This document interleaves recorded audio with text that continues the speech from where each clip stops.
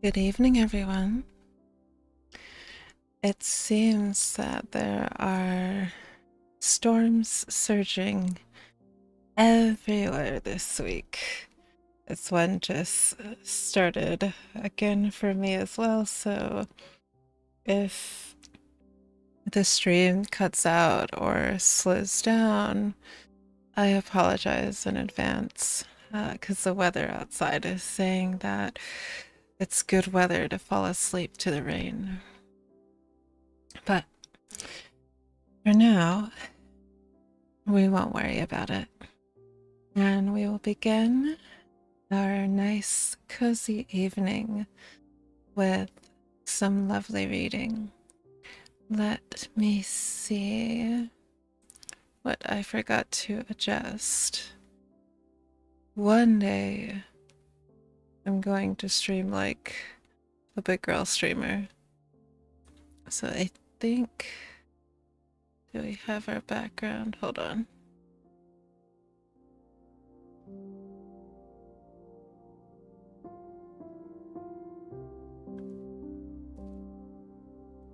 I don't think that's the one that we want for tonight. Hold on.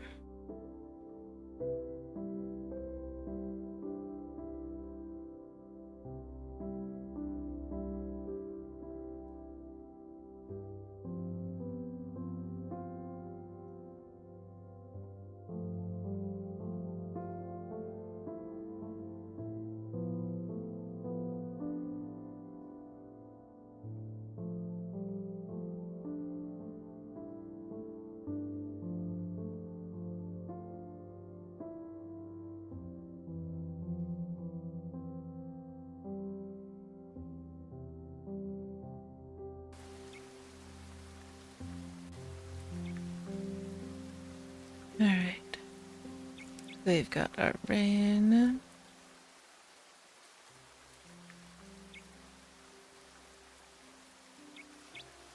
And hopefully that's not too loud over the sound of my voice, but if it is, please let me know. And am I missing anything else for us?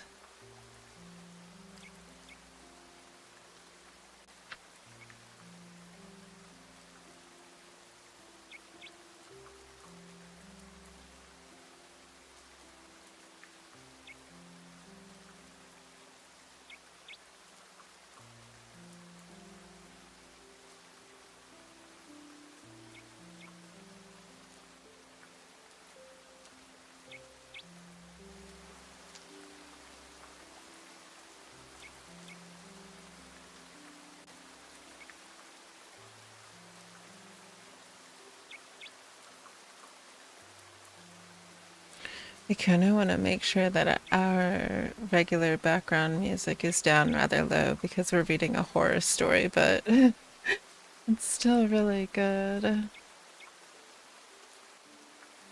And I apologize about the delay. I keep forgetting that when we do our vertical stream along with our regular stream. Oh, I'm forgetting our schedule as well too. Hold on. That you have to do both of the settings, and I keep forgetting to do that. To make 2 streams at the same time. Where is our schedule?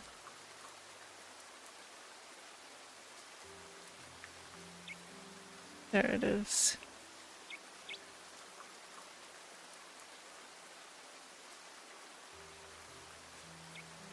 All right.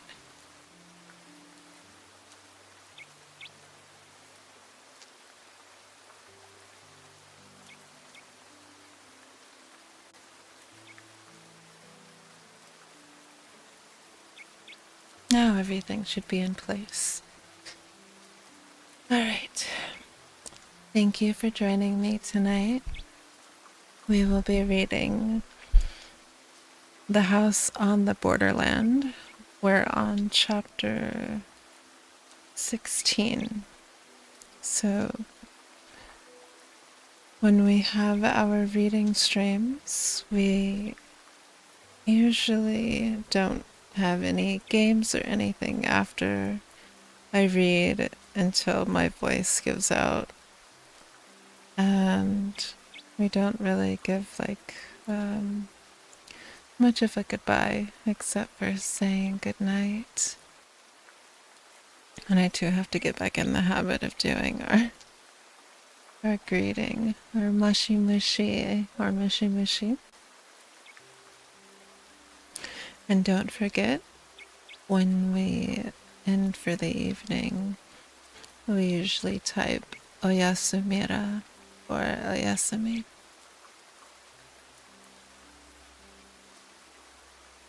All right. So please make sure you have everything that you need to enjoy your reading tonight. And I hope that this will enable you to fall asleep with ease. And if you are missing part of our reading series, we have a little reading list that you can catch up on this book and many others as well.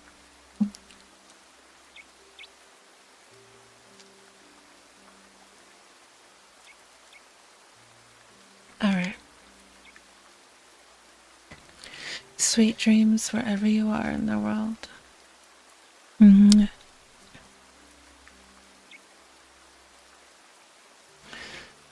The House on the Borderland. Chapter 16. The Awakening.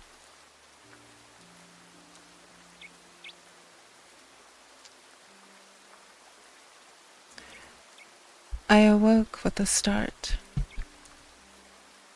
For a moment, I wondered where I was. Then memory came to me.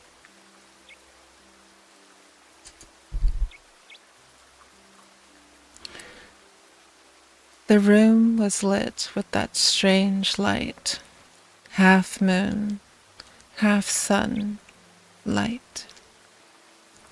I felt refreshed, and the tired, weary ache had left me. I went slowly across to the window and looked out. Overhead, the river of flame drove up and down, north and south, in a dancing semicircle of fire.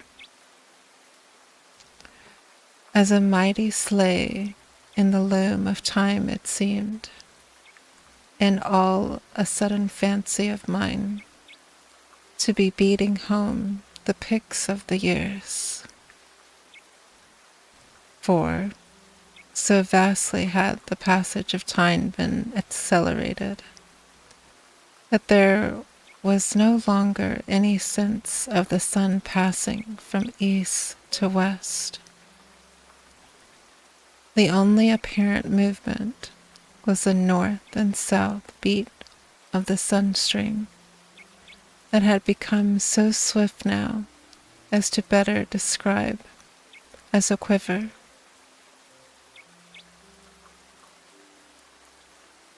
As I peered out, there came to me a sudden, inconsequent memory of that last journey among the outer worlds. I remembered the sudden vision that had come to me as I neared the solar system of the fast whirling planets about the sun, as though the governing quality of time had been held in abeyance and the machine of a universe allowed to run down in eternity in a few moments or hours. The memory passed, along with a but partially comprehended suggestion that I had been permitted a glimpse into further time spaces. I stared out again, seemingly at the quake of the sunstream. The speed seemed to increase, even as I looked. Several lifetimes came and went as I watched.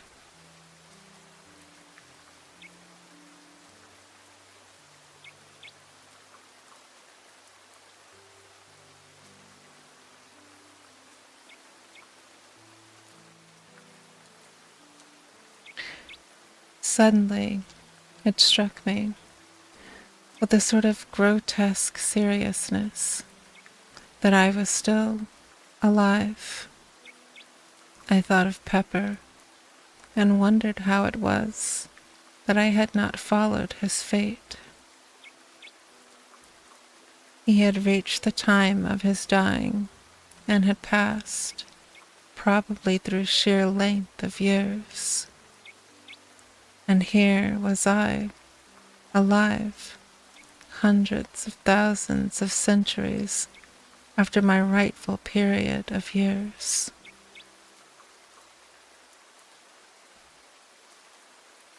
For a time, I mused absently.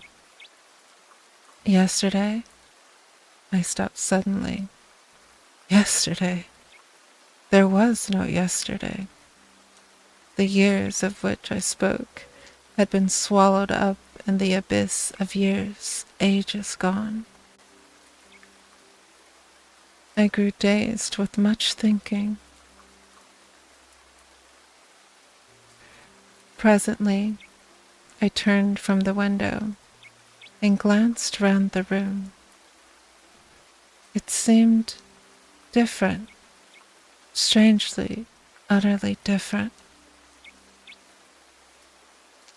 Then I knew what it was that made it appear so strange. It was bare. There was not a piece of furniture in the room, not even a solitary fitting of any sort. Gradually, my amusement went as I remembered that this was but the inevitable end of that process of decay which I had witnessed commencing before my sleep. Thousands of years, millions of years.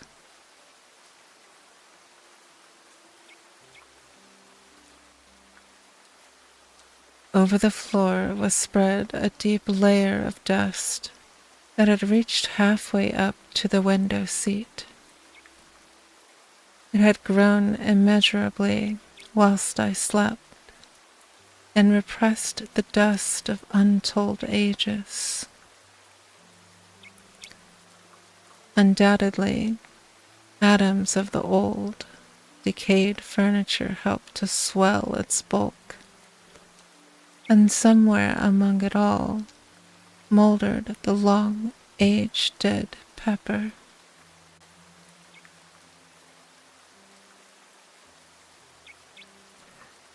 All at once it occurred to me that I had no recollection of wading knee-deep through all that dust after I woke.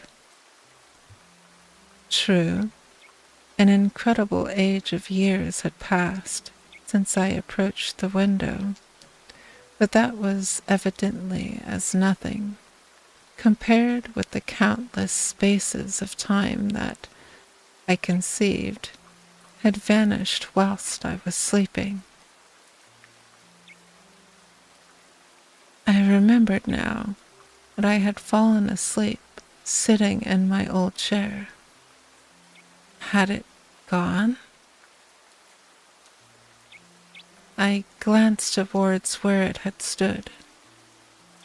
Of course, there was no chair to be seen.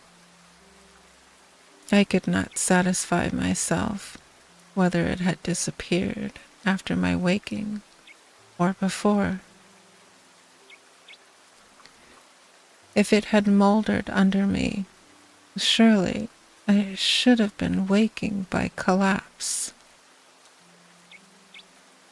Then, I remembered that the thick dust which covered the floor would have been sufficient to soften my fall, so that it was quite possible I had slept upon the dust for 1,000,000 years or more.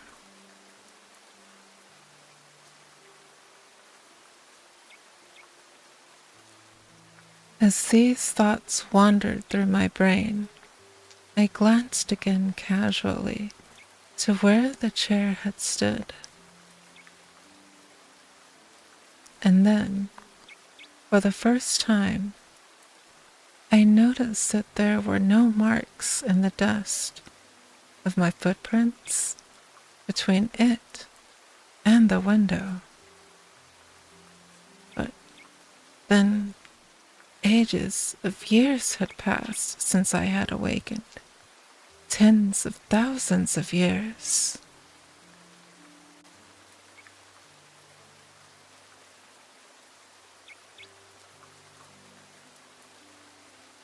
My look rested thoughtfully again upon the place where once had stood my chair.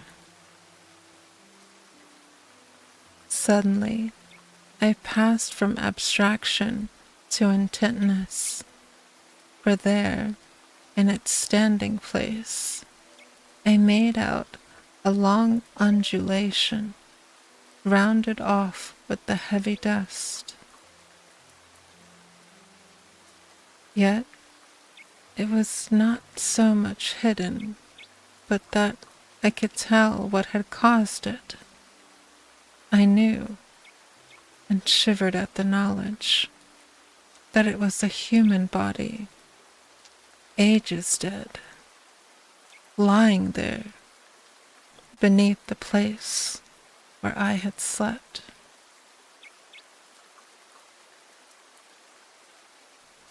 It was lying on its right side, its back turned toward me. I could make out and trace each curve and outline, softened and molded, as it were, in the black dust.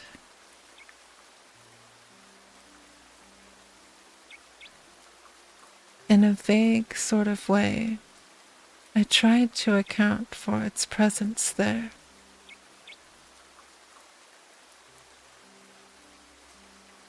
Slowly I began to grow bewildered, as the thought came to me that it lay just about where I must have fallen when the chair collapsed.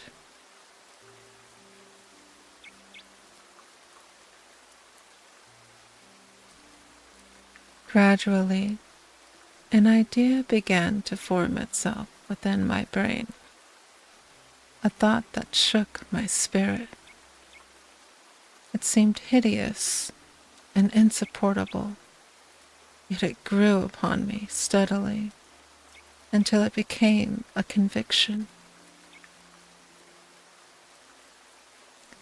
The body under the coating, that shroud of dust, was neither more, no less, than my own dead shell. I did not attempt to prove it. I knew it now, and wondered I had not known it all along. I was a bodiless thing.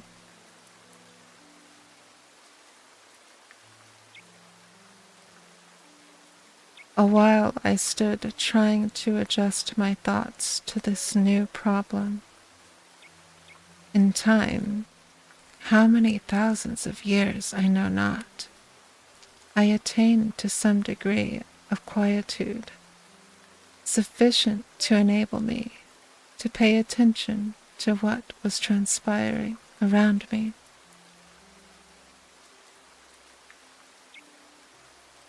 Now, I saw that the elongated mound had sunk, collapsed, level with the rest of the spreading dust, and fresh atoms impalpable, had settled above that mixture of grave powder which the eons had ground. A long while I stood, turned from the window.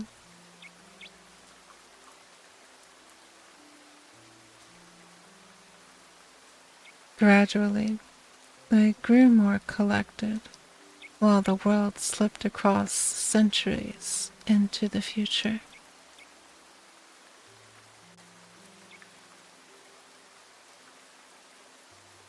Presently, I began a survey of the room.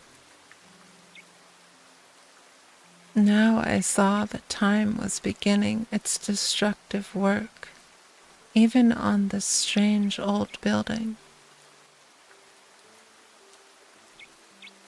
That it had stood through all the years was, it seemed to me, proof that it was something different from any other house. I do not think somehow that I had thought of it as decaying, though why I could not have said. It was not until I had meditated upon the matter for some considerable time that I fully realized that the extraordinary space of time through which it had stood was sufficient to have utterly pulverized the very stone of which it was built, had they been taken from any earthly quarry. Yes, it was undoubtedly moldering now. All the plaster had gone from the walls. Even the woodwork of the room had gone, many ages ago.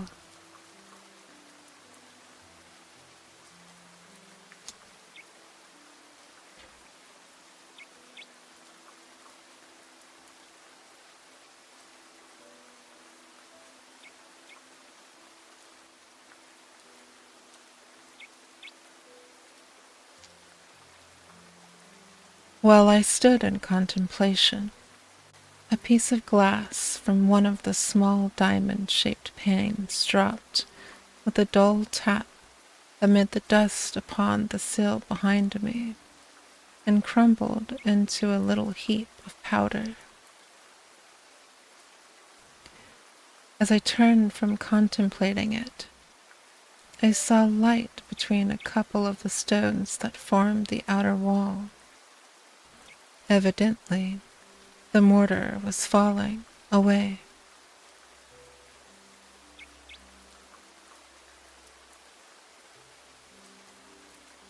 After a while, I turned once more to the window and peered out.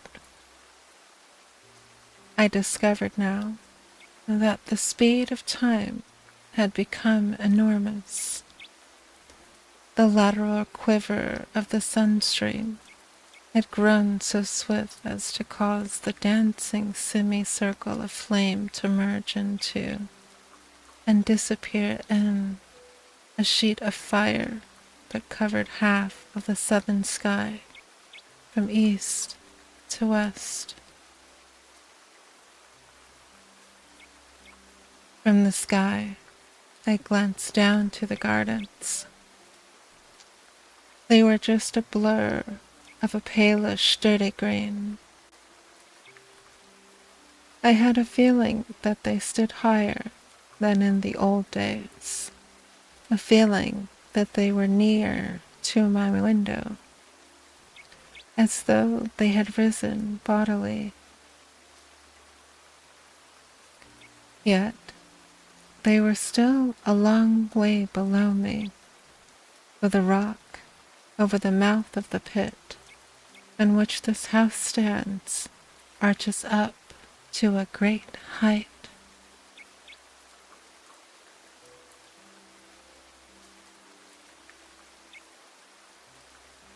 It was later that I noticed a change in the constant color of the gardens. The pale, dirty green was growing even paler and paler toward white. At last, after a great space, they became grayish white and stayed thus for a very long time.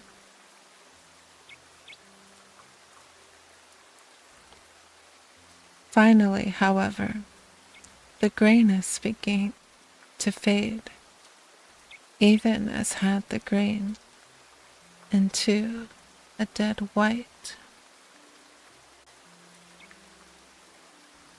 And this remained constant and unchanged. And by this I knew that, at last, snow lay upon all the northern world.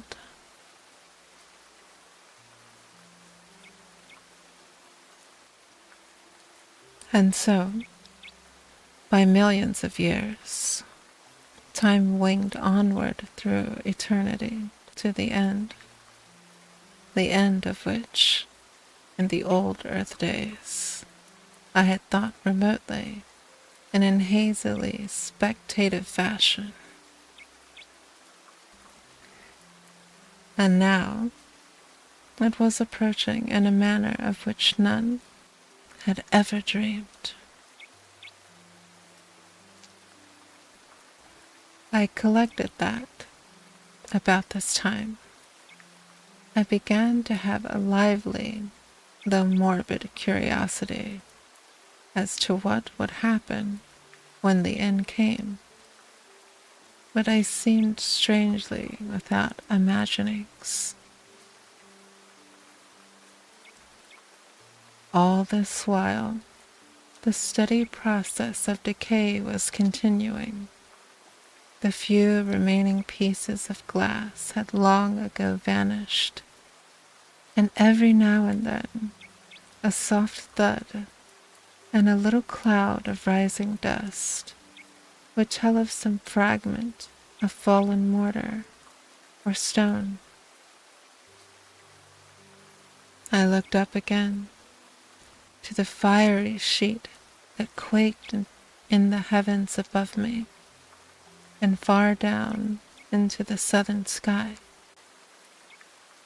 As I looked, the impression was borne in upon me that it had lost some of its first brilliance, that it was duller, deeper hued. I glanced down once more to the blurred white of the worldscape. Sometimes my look returned to the burning sheet of dulling flame that was, and yet hid the sun. At times I glanced behind me into the growing dusk of the great silent room with its aeon carpet of sleeping dust. So I watched through the fleeting ages, lost in soul-wearing thoughts and wanderings, and possessed with a new weariness.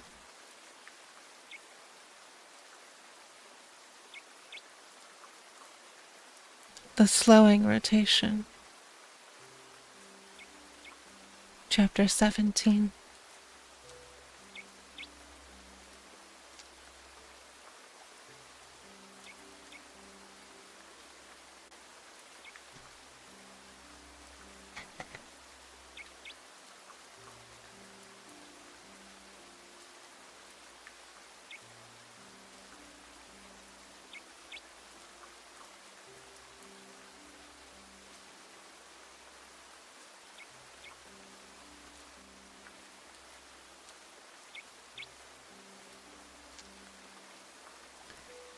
It might have been a million years later that I perceived, beyond possibility of doubt, that the fiery sheet that lit the world was indeed darkening.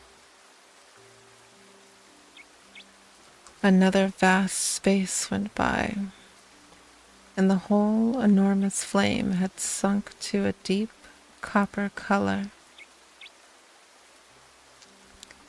Gradually, it darkened from copper to copper red, and from this at times to a deep, heavy purplish tint, with, within it, a strange loom of blood.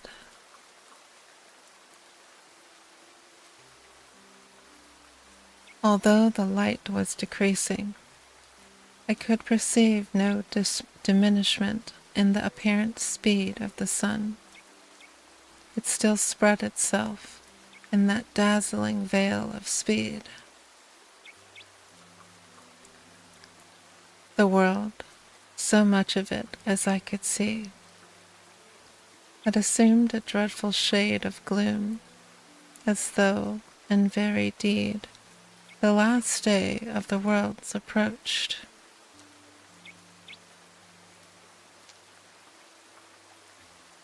The sun was dying, of that there could be little doubt, and still the earth whirled onward, through space and all the aeons. At this time I remembered an extraordinary sense of bewilderment took me. I found myself later wondering mentally, amid an odd chaos of fragmentary modern theories and the old biblical story of the world's ending.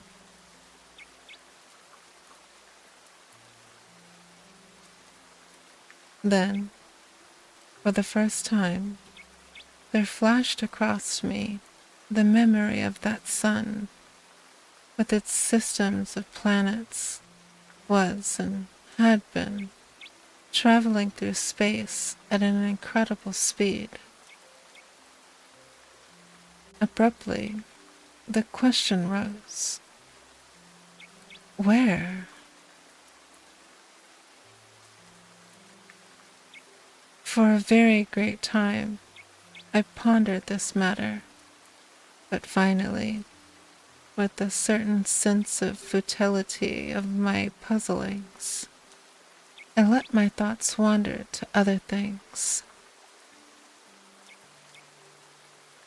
I grew to wondering how much longer the house would stand. Also, I queried to myself whether I should be doomed to stay bodiless upon the earth through the dark time that I knew was coming. From these thoughts, I fell again to speculations upon the possible direction of the sun's journey through space, and so another great while had passed.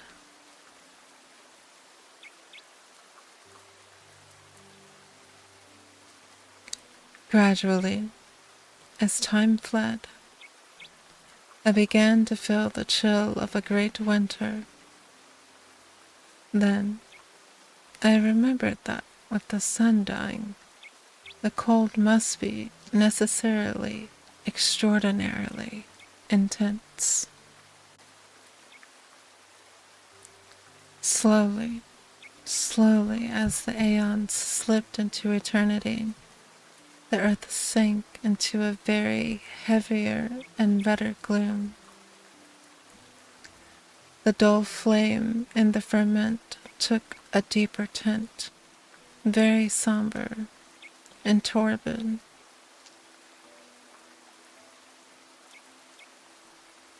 And then at last it was borne upon me that there was a change. The fiery, gloomy curtain of flame that hung quaking overhead and down way into the southern sky began to thin and contract, and in it, as one sees the first vibrations of a jarring harp string, I saw once more the sunstream quivering giddily north and south. Slowly, the likeness to a sheet of fire disappeared, and I saw plainly the slowing beat of the sunstream. Yet, even then, the speed of its swing was inconceivably swift, and all the time the brightness of the fiery arc grew even duller. Under earth, the world loomed dimly, an indistinct, ghostly region.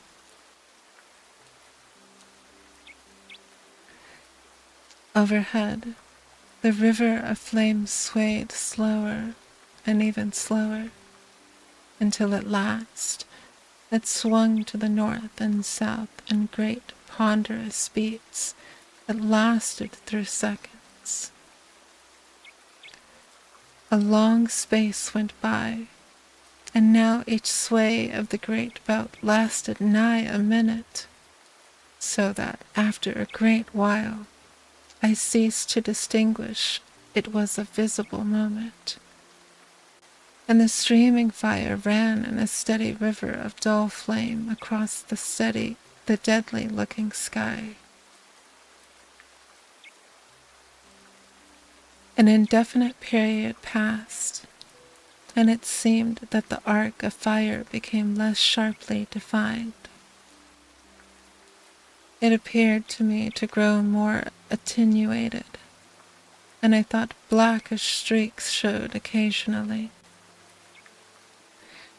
Presently, as I watched, the smooth onward flow ceased, and I was able to perceive that there came a momentary but regular darkening of the world.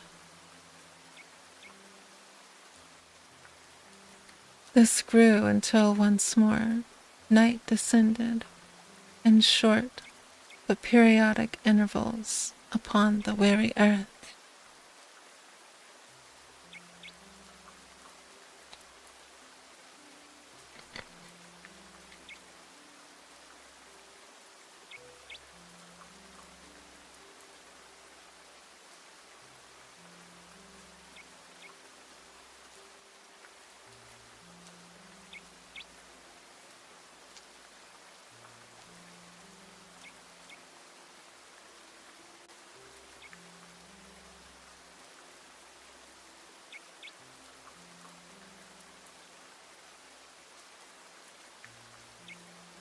Longer and longer became the nights, and the days equaled them, so that at last the day and the night grew to the duration of seconds in length, and the sun showed once more like an almost invisible coppery red-colored ball within the glowing mistiness of its flight, corresponding to the dark lines showing at times in its trail. There were now distinctly to be seen on the half-visible sun itself great dark belts.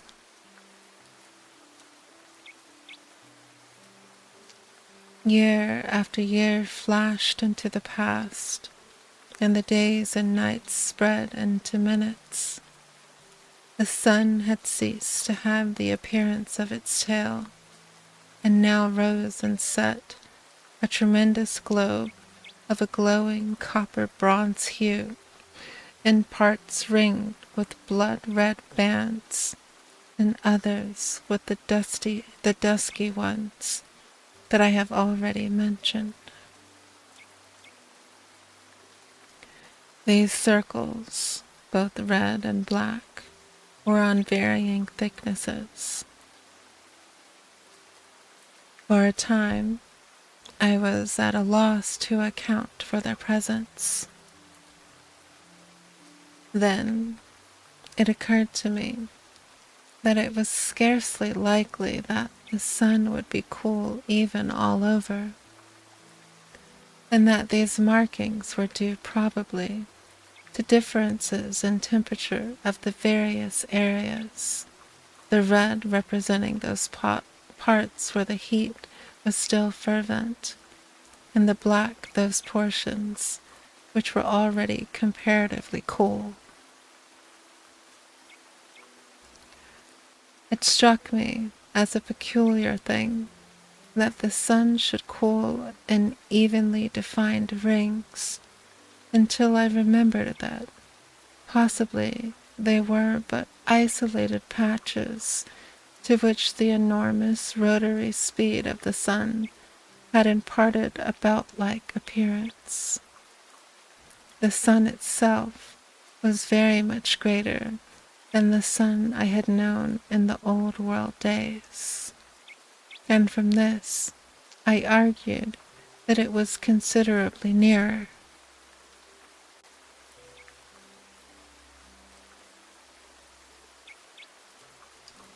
At nights the moon still showed, but small and remote, and the light she reflected was so dull and weak that she seemed little more than the small dim ghost of the olden moon that I had known.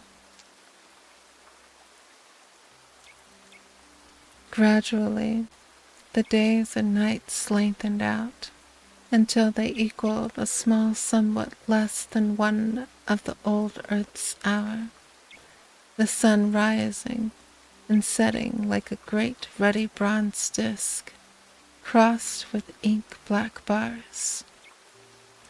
And this time I found myself able once more to see the gardens with clearness.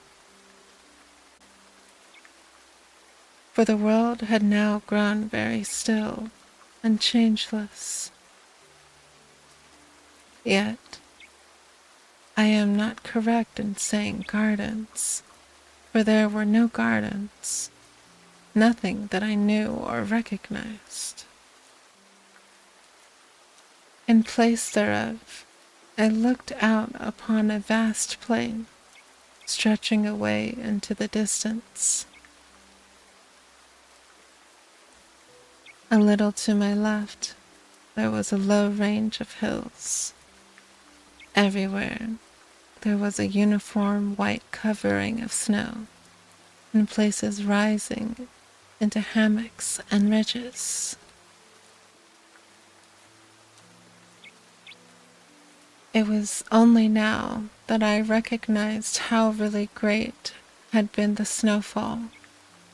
In places it was vastly deep, as was witnessed by a great up-leaping, wave-shaped hill away to my right, though it is not impossible that this was due in part to some rise in the surface of the ground. Strangely enough, the range of low hills to my left, already mentioned, was not entirely covered with the universal snow. Instead, I could see their bare, dark sides showing in several places.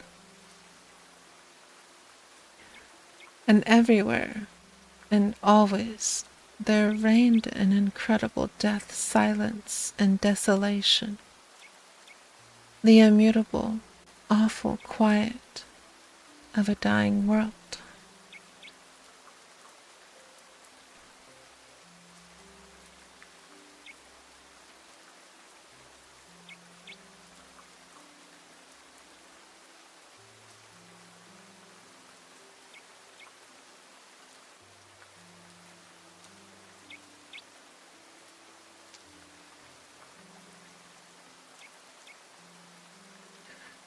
All this time, the days and nights were lengthening perceptibly. Already each day occupied maybe some 2 hours from dawn to dusk. At night, I had been surprised to find that there were very few stars overhead, and these small, though of an extraordinary brightness, which I attributed to the peculiar but clear blackness of the nighttime. Away to the north, I could discern a nebulous sort of mistiness, not unlike in appearance a small portion of the Milky Way. It might have been an extremely remote star cluster, or, the thought came to me suddenly, perhaps it was the sidereal universe that I had known and now left far behind forever, a small dimly glowing mist of stars far in the depths of space.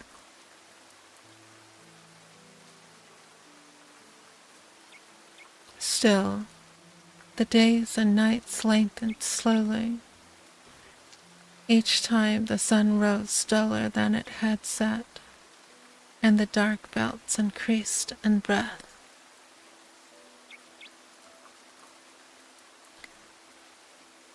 About this time, there happened a fresh thing. The sun, earth, and sky were suddenly darkened, and apparently blotted out for a brief space. I had a sense, a certain awareness I could learn little by sight, that the earth was enduring a very great fall of snow. Then, in an instant, the veil had obscured everything, vanished, and I looked out once more. A marvelous sight met my gaze. The hollow in which this house was its garden stands was brimmed with snow. It lipped over the sill of my window.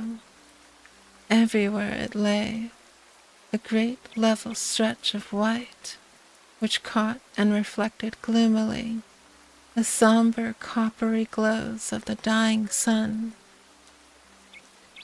The world had become a shadowless plain from horizon to horizon.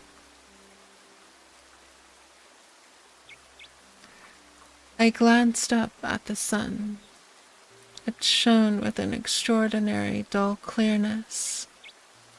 I saw it now as one who, until then, had seen it only through a partially obscured medium.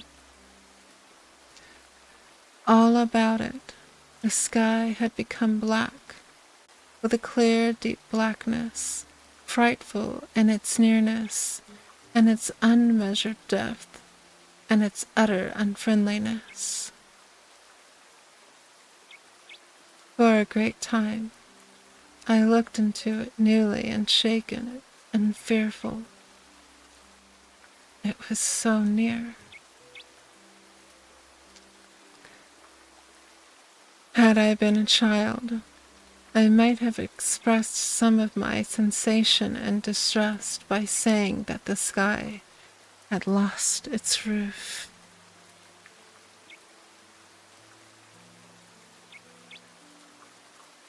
Later, I turned and peered about me into the room. Everywhere, it was covered with a thin shroud of an all-pervading white. I could see it but dimly, by reason of the somber light that now lit the world.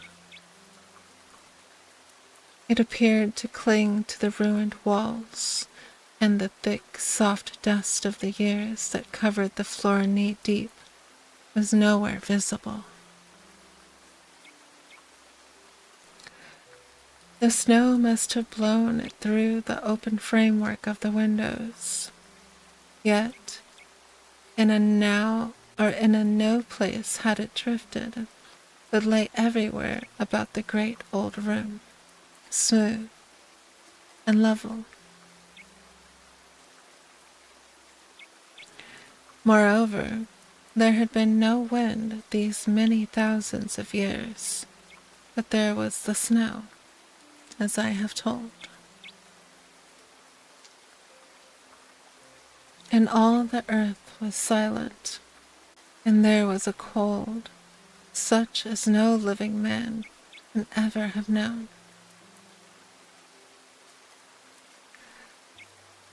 The earth was now illuminated by day, with the most doleful light beyond my power to describe. It seemed as though I looked at the great plain through the medium of a bronze-tinted sea.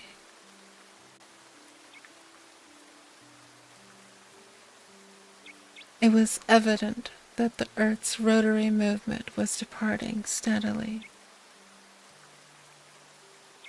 The end came all at once.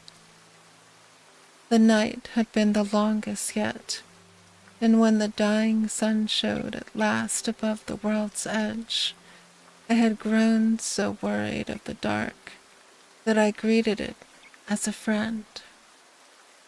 It rose steadily until at 20 degrees above the horizon, and then it stopped suddenly, and after a strange retrograde movement hung motionless, a great shield in the sky. Only the circulary rim of the sun showed bright.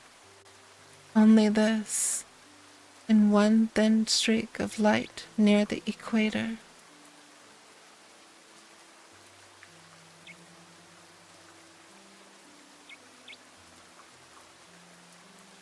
Gradually, even this thread of light died out, and now all that was left of our great and glorious sun was a vast dead disk rimmed with a thin circle of bronze red light.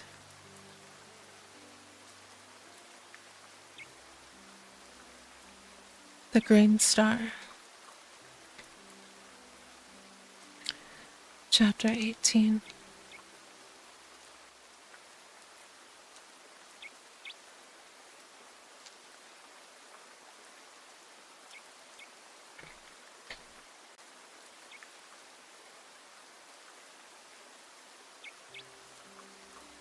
I usually don't like to talk in the middle of readings, but the visuals again from this author I am absolutely in love with. Just imagine to be a witness to our dying sun and how terrifying that would feel.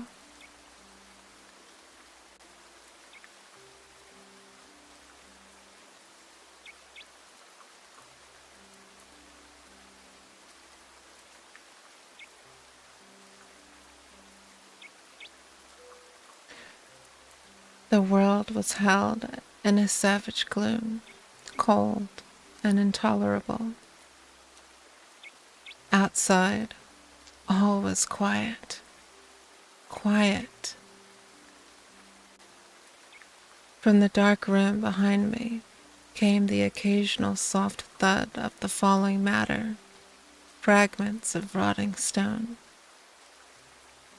So time passed, and night grasped the world, wrapping it in wrappings of impenetrable blackness. There was no night sky as we know it. Even the few strangling stars had vanished conclusively.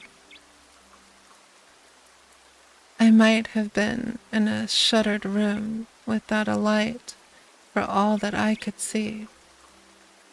Only in the impalpableness of gloom, opposite burnt that vast encircling hair of dull fire.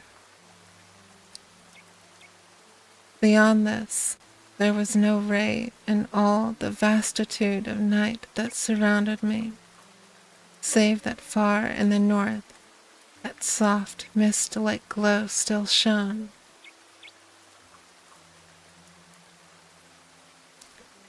Silently years moved on.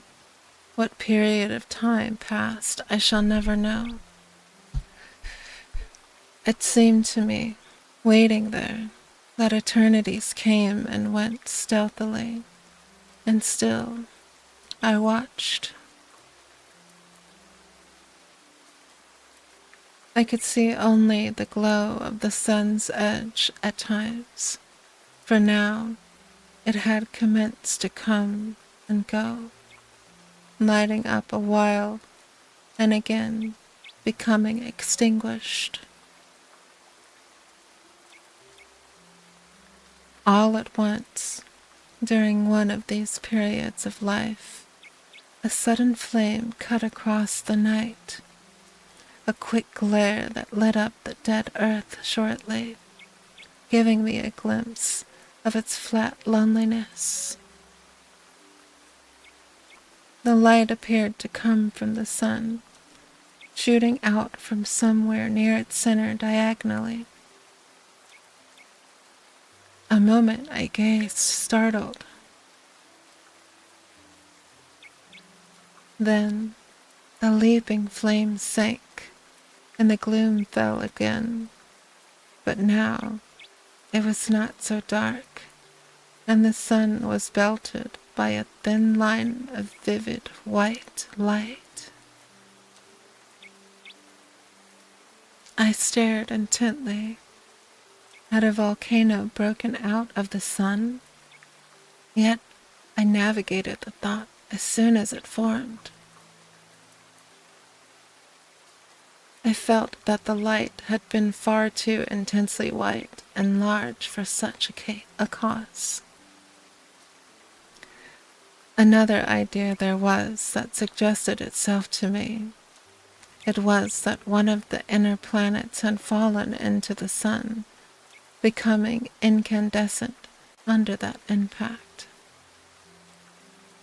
This theory appealed to me as being more plausible and accounting more satisfactorily for the extraordinary size and brilliance of the blaze that had lit up the dead world so unexpectedly.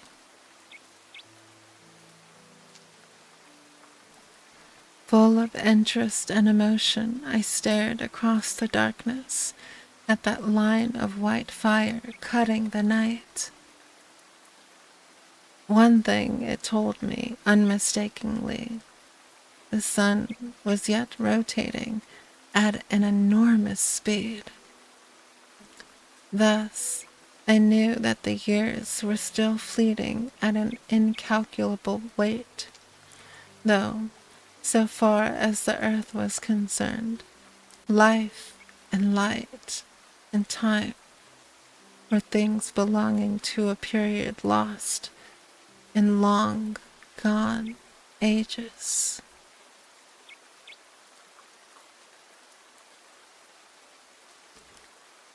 After that one burst of flame, the light had shone only as an encircling band of bright fire.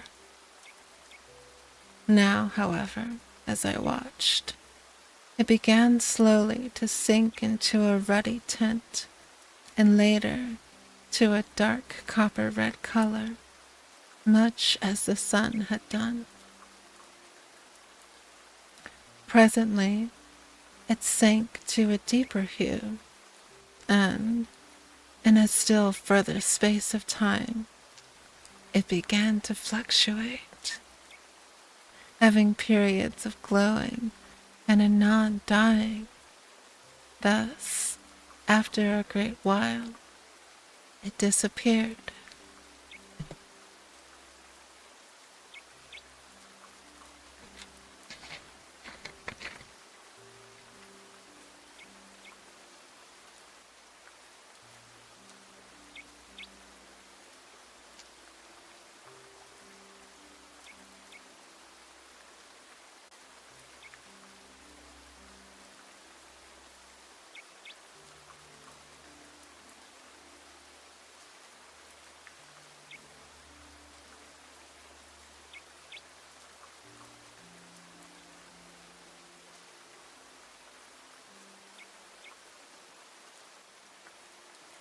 Long before this, the smoldering edge of the sun had deadened into blackness, and so, in that supremely future time, the world, dark and intensely silent, rode on its gloomy orbit around the ponderous mass of the dead sun. My thoughts at this period can be scarcely described.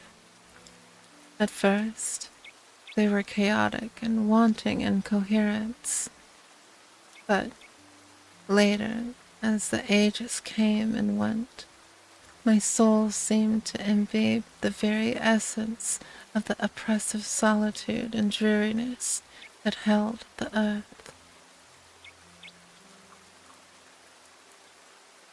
With this feeling, there came a wonderful clearness of thought, and I realized despairingly that the world might wander forever through the enormous night. For a while, and the unwholesome idea filled me with a sensation of overbearing desolation, so that I could have cried like a child. In time, however, this feeling grew almost insensibly less, and an unreasoning hope possessed me. So patiently I waited.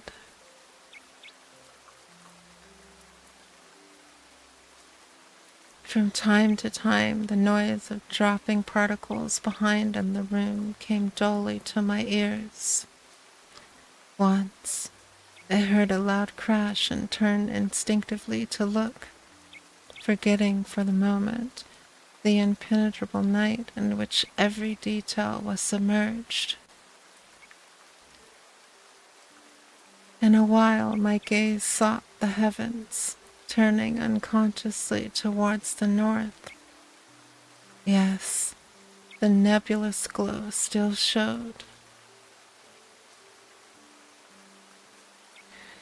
Indeed, I could have almost imagined that it looked somewhat plainer. For a long time, I kept my gaze fixed upon it, feeling in my lonely soul that its soft haze was in some way tied with the past. Strange the trifles from which one can suck comfort.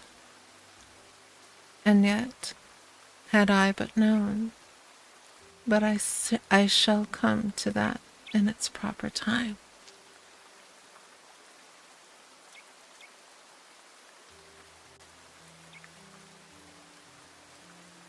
For a very long space I watched without experiencing any of the desire for sleep that would so soon have visited me in the old earth days.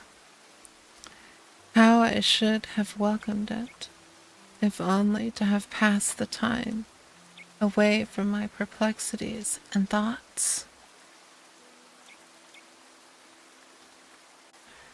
Several times the comfortless sound of some great pieces of masonry falling disturbed my meditations, and once it seemed I could hear whispering in the room behind me.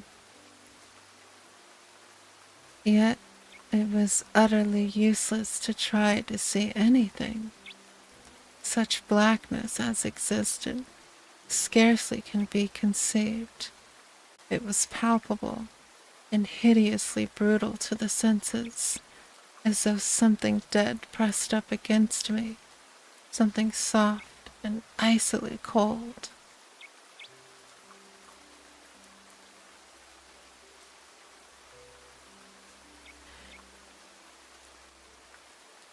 Under all this, there grew up within my mind a great and overwhelming distress of uneasiness that left me but to drop me into an uncomfortable brooding. I felt that I must fight against it, and presently, hoping to distract my thoughts, I turned to the window and looked up towards the north in search of the nebulous whiteness which still I believed to be the far and misty glow of the universe we had left. Even as I raised my eyes, I was thrilled with the feeling of wonder, for now the hazy light had resolved into a single great star of vivid green.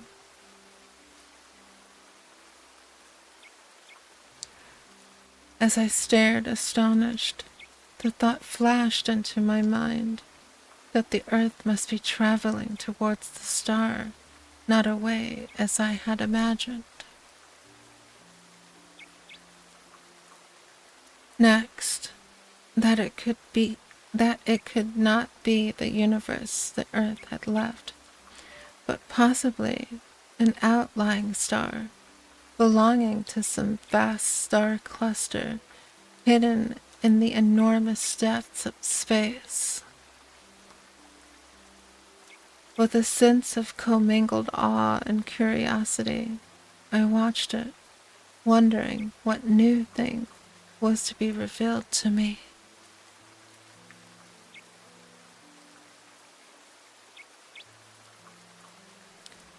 For a while, vague thoughts and speculations occupied me, during which my gaze dwelt insatiably upon that one spot of light in the otherwise pit-like darkness. Hope grew up within me, banishing the oppression of despair that had seemed to stifle me. Wherever the earth was traveling, it was at least going once more towards the realm of light. Light. One must spend an eternity wrapped in soundless night to understand the full horror of being without it. Slowly but surely, the star grew upon my vision, until in time it shone as brightly as had the planet Jupiter in the old Earth days.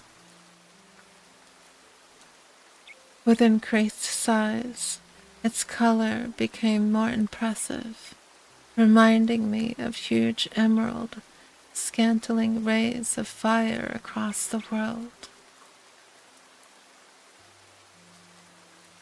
Years fled away in silence, and the green star grew into a great splash of flame in the sky. A little later, I saw a thing that filled me with amazement.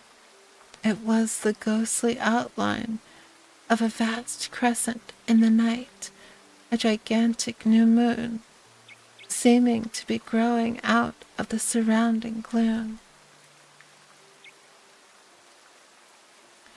Utterly bemused, I stared at it. It appeared to be quite close comparatively, and I puzzled to understand how the earth had come so near to it without my having seen it before.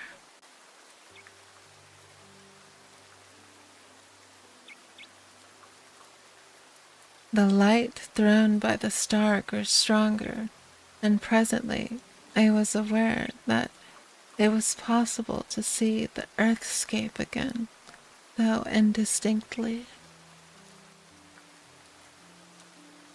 A while I stared, trying to make out whether I could distinguish any detail of the world's surface, but I found the light insufficient. In a little, I gave up the attempt and glanced once more towards the star. Even in the short space that my attention had been diverted, it had increased considerably, and seemed now, to my bewildered sight, about a quarter of the size of the full moon. The light it threw was extraordinarily powerful, yet its color was so abominably unfamiliar that such of the world as I could see showed unreal, more as though I looked out upon a landscape of shadow and aught else.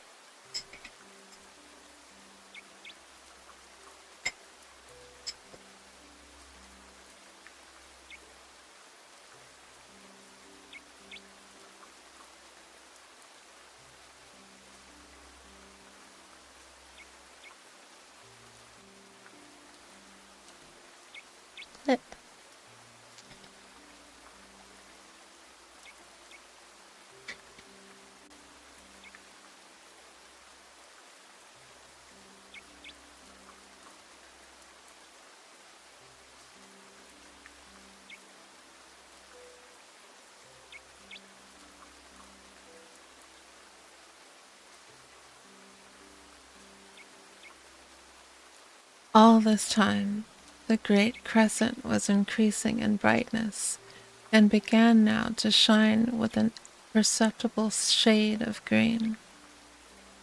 Steadily, the star increased in size and brilliance until it showed fully as large as half a full moon, and it grew greater and brighter. So did the vast crescent throw out more and more light, though of an ever-deepening hue of green. Under the combined blaze of their radiances, the wilderness that stretched before me became steadily more visible. Soon, I seemed able to stare across the whole world, which now appeared beneath the strange light, terrible in its cold and awful flat dreariness. It was a little later that my attention was drawn to the fact that the great star of green flame was slowly sinking out of the north towards the east. At first, I could scarcely believe that I saw aright, but soon there could be no doubt that it was so. Gradually, it sank, and as it fell, the vast crescent of glowing green began to dwindle and dwindle until it became a mere arc of light across the vivid colored sky. Later, it vanished, disappearing in the same spot from which I had seen it slowly emerge.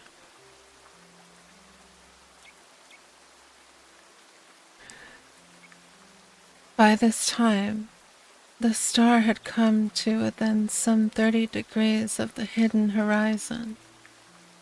In size, it could now have rivaled the moon at its full, though, even yet, I could not distinguish its disk. This fact led me to conceive that it was still an extraordinary distance away, and, this being so, I knew that its size must be huge, beyond the conception of man to understand or imagine.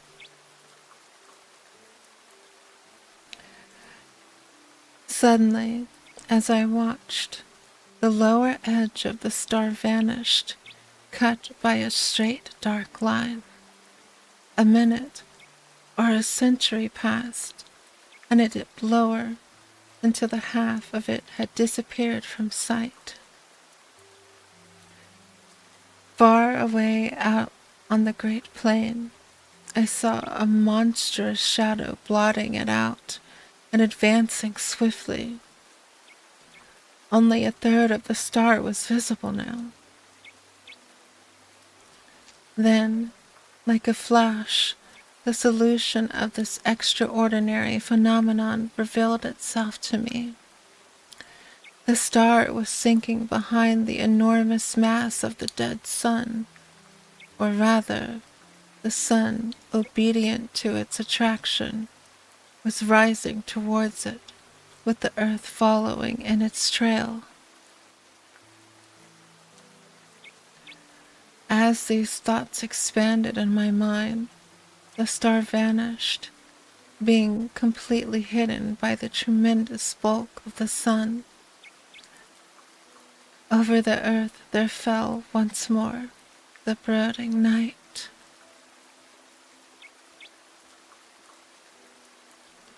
With the darkness came an intolerable feeling of loneliness and dread. For the first time I thought of the pit and its inmates.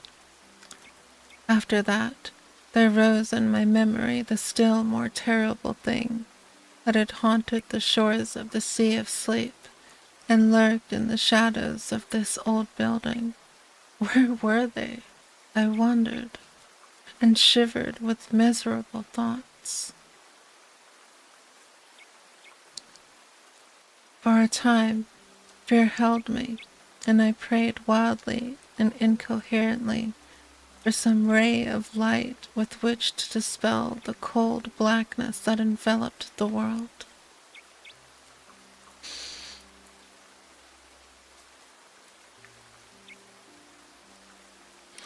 How long I waited, it is impossible to say. Certainly, for a very great period. Then, all at once, I saw a loom of light shine out ahead. Gradually, it became more distinct. Suddenly, a ray of vivid green flashed across the darkness. At the same moment, I saw a thin line of livid flame far in the night. An instant it seemed, and it had grown into a great clot of fire, beneath which the world lay bathed in a blaze of emerald green light. Steadily it grew until presently the whole of the green star had come into sight again. But now it could be scarcely called a star, for it had increased to vast proportions, being incomparably greater than the sun had been in the olden time. Then, as I stared, I became aware that I could see the edge of the lifeless sun, glowing like a great crescent moon. Slowly, its lighted surface broadened out to me until half of its diameter was visible, and the star began to drop away on my right. Time passed, and the earth moved on, slowly traversing the tremendous face of the dead sun. Gradually, as the earth traveled forward, the star fell still more to the right, until at last it shone on the back of the house, sending a flood of broken rays in through the skeleton-like walls. Glancing upward, I saw that much of the ceiling had vanished, enabling me to see that the upper stories were even more decayed. The roof had evidently gone entirely, and I could see the green effulgence of the starlight shining in slantingly.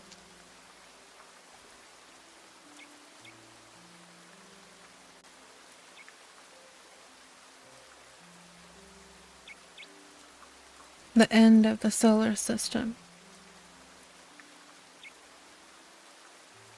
Chapter 19.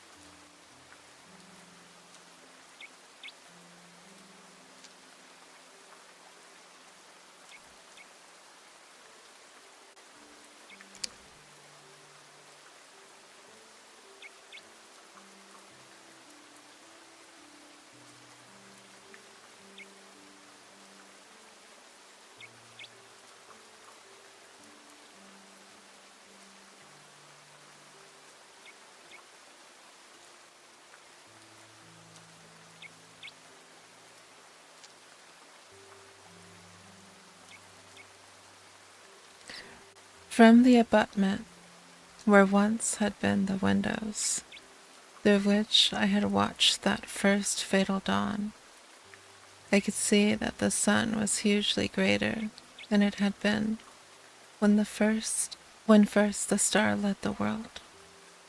So great was it that its lower edge seemed almost to touch the far horizon. Even as I watched, I imagined that it drew closer. The radiance of the green that lit the frozen earth grew steadily brighter. Thus for a long space things were. Then, on a sudden, I saw that the sun was changing shape and growing smaller, just as the moon would have done in the past time. In a while, only a third of the illuminated part was turned towards the earth. The star bore away on the left. Gradually, as the world moved on, the stars shone upon the front of the house once more, until the sun showed only as a great bow of the green fire.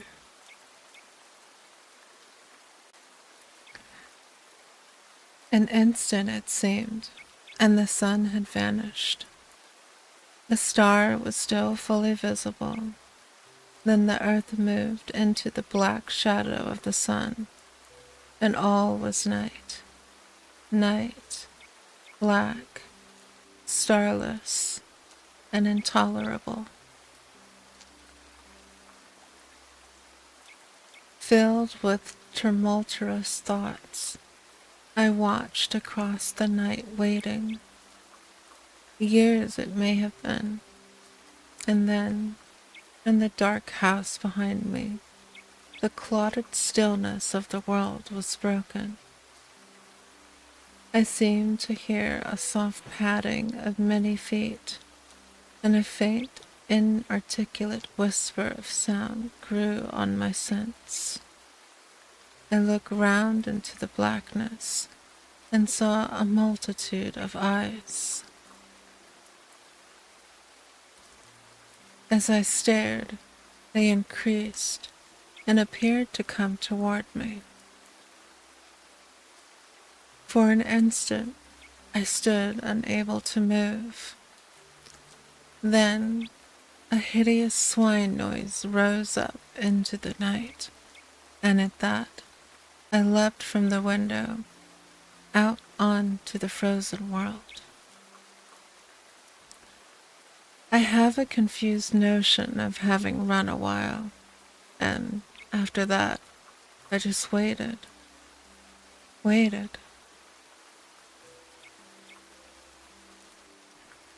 Several times I heard shrieks, but always as though from a distance.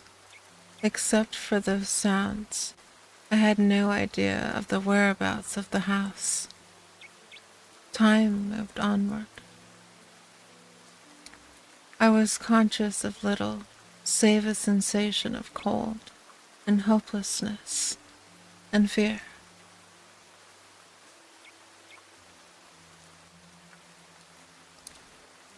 An age it seemed, and there came a glow that told of the coming light. It grew tardily. Then, with the loom of unearthly glory, the first ray from the green star struck over the edge of the dark sun and lit the world. It fell upon a great ruined structure, some 200 yards away. It was the house. Staring, I saw a fearsome sight. Over its walls crumbled a legion of unholy things, almost covering the old building, from tottering towers to base. I could see them plainly. They were the swine creatures. The world moved out into the light of the star, and I saw that now it seemed to stretch across a quarter of the heavens. The glory of its livid light, was so tremendous that it appeared to fill the sky with quivering flames. Then I saw the sun. It was so close that half of its diameter lay below the horizon, and as the world circled across its face, it seemed to tower right up into the sky, a stupendous dome of emerald-colored fire. From time to time, I glanced towards the house, but the swine thing seemed unaware of my proximity. Years appeared to pass slowly. The earth had almost reached the center of the sun's disk. The light from the green sun, as now it was to be called, shone through the intricacies that gapped the molded walls of the old house, giving them the appearance of being wrapped in green flames. The swine creatures still crawled about the walls.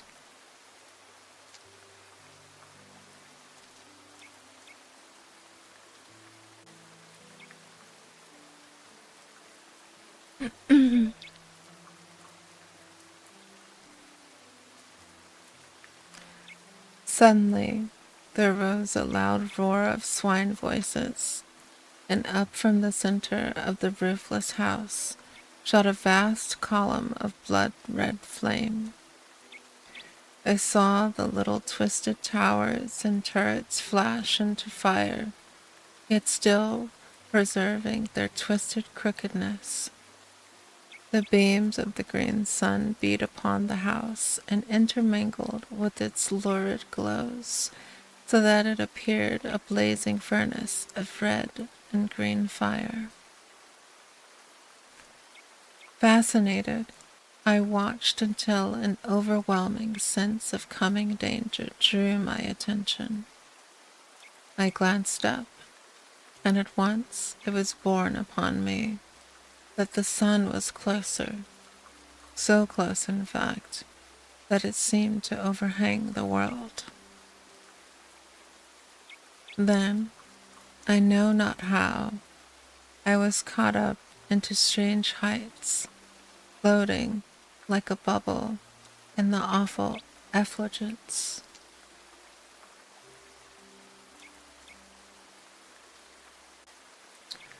Far below me, I saw the earth, with the burning house leaping into an ever-growing mountain of flame. Round about it, and the ground appeared to be glowing, and in places heavy wreaths of yellow smoke ascended from the earth. It seemed as though the world was becoming ignited from that one plague spot of fire. Faintly, I could see the swine things. They appeared quite unharmed. Then, the ground seemed to cave in suddenly, and the house, with its load of foul creatures, disappeared into the depths of the earth, sending a strange blood-colored cloud into its heights. I remembered the hell pit under the house. In a while, I looked round. The huge bulk of the sun rose high above me. The distance between it and the earth grew rapidly less. Suddenly, the earth appeared to shoot forward. In a moment, it had traversed the space between it and the sun. I heard no sound, but out from the sun's face gushed an ever-growing tongue of dazzling flame.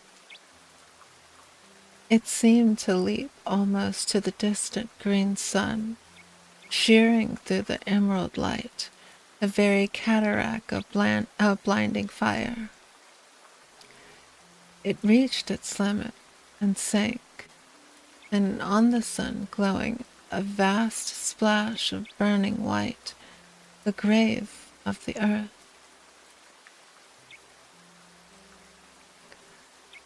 The sun was very close to me now. Presently, I found that I was rising higher, until at last I rode above it and it into the emptiness. The green sun was now so huge that its breath seemed to fill up all of the sky ahead. I looked down and noted that the sun was passing directly beneath me. A year may have gone by, or a century. and I was left suspended, alone. The sun showed far in front, a black circular mass against the molten splendor of the great green orb. Near one edge, I observed that a lurid glow had appeared, marking the place where the earth had fallen. By this, I knew that the long-dead sun was still revolving, though with great slowness. Afar to my right, I seemed to catch at times a faint glow of whitish light. For a great time, I was uncertain whether to put this down to fancy or not. Thus, for a while, I stared with fresh wonderings, until at last I knew it was no imaginary thing, but a reality.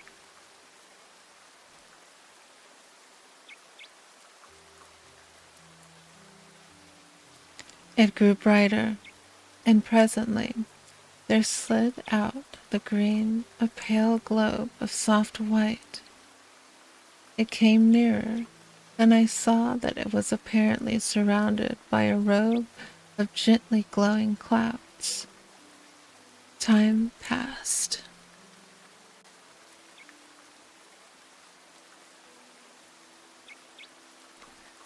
Hello, dear. How are you?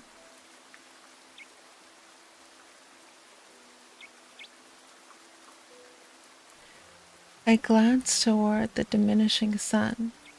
It showed only as a dark blot on the face of the green sun. As I watched, I saw it grow smaller, steadily, as though rushing towards the superior orb at an immense speed. Intently, I stared. What would happen? I was conscious of extraordinary emotions as I realized that it would strike the green sun.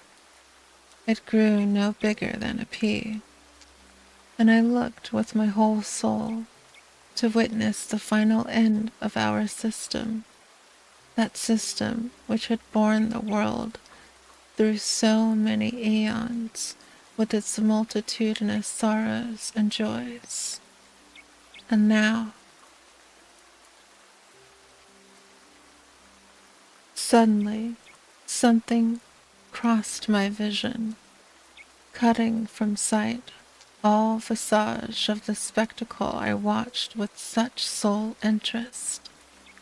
What happened to the dead sun I did not see, but I have no reason, in the light of that which I saw afterward, to disbelieve that it fell into the strange fire of the green sun, and so perished. And then, suddenly, an extraordinary question rose in my mind, whether this stupendous globe of green fire might not be the vast central sun, the great sun, round which our universe and countless others revolve. I felt confused. I thought of the probable end of the dead sun, and another suggestion came dumbly. Do the dead stars make the green sun their grave? The idea appealed to me with no sense of grotesqueness, but rather as something both possible and probable.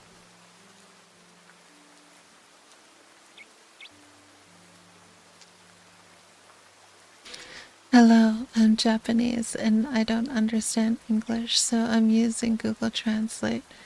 I apologize if the sentences are strange. I really like your voice, so I'm giving you a thumbs up. Oh, I appreciate that very much. Hold on just a second.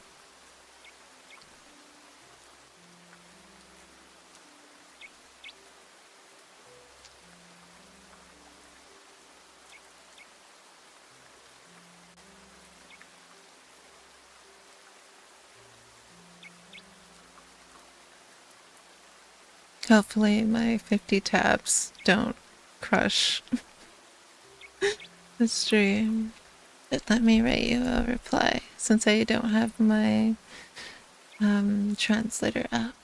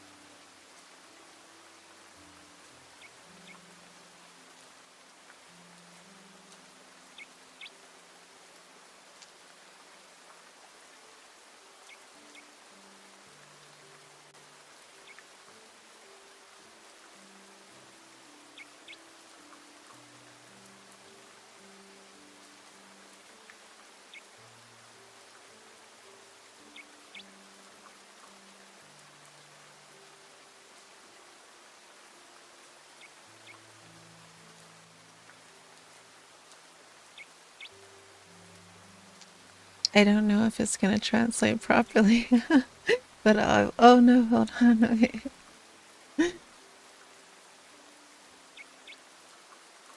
That's not what I wanted it to say, oh no. Um,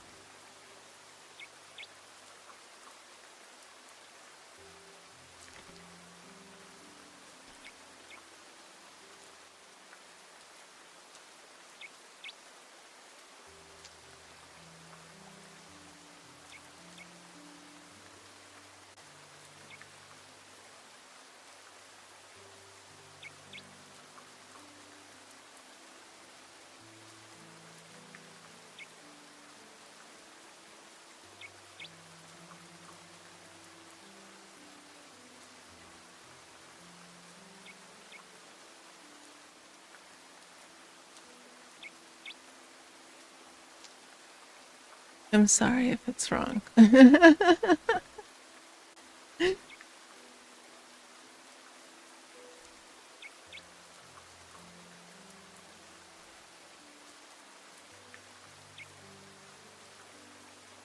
Oh, I put it in the wrong one, but I think it's gonna come up on the chat.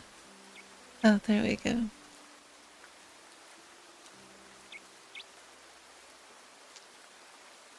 Okay.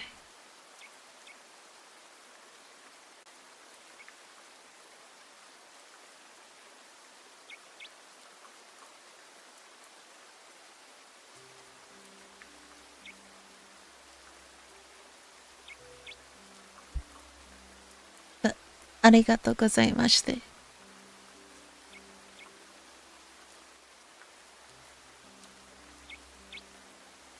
Alright, chapter 20.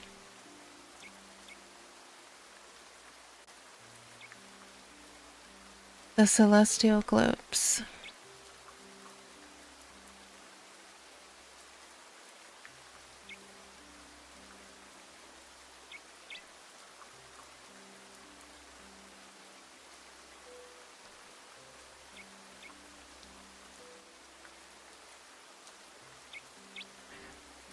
For a while, many thoughts crowded my mind, so that I was unable to so that I was unable to do aught save stare blindly before me.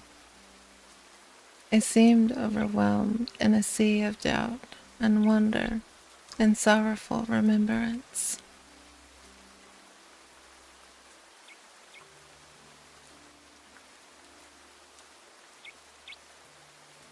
Aww.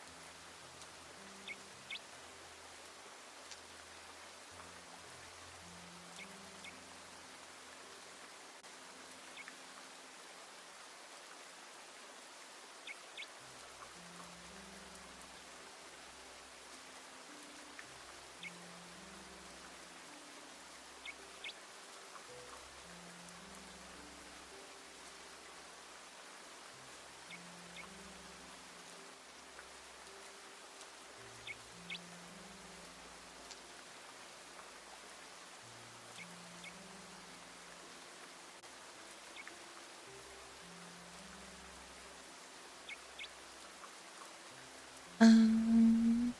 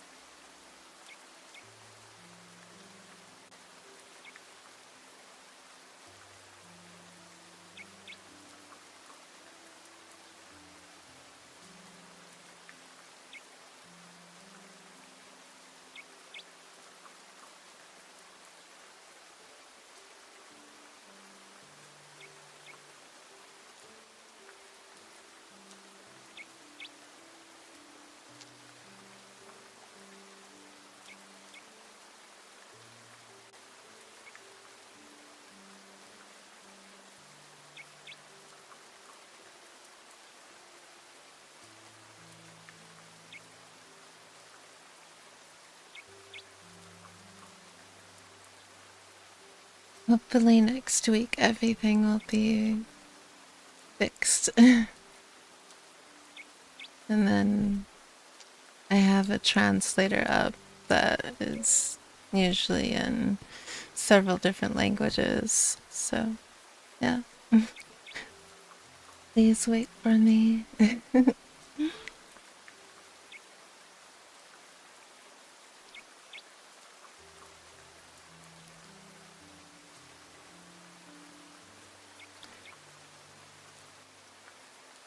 I seemed overwhelmed in a sea of doubt and wonder and sorrowful remembrance.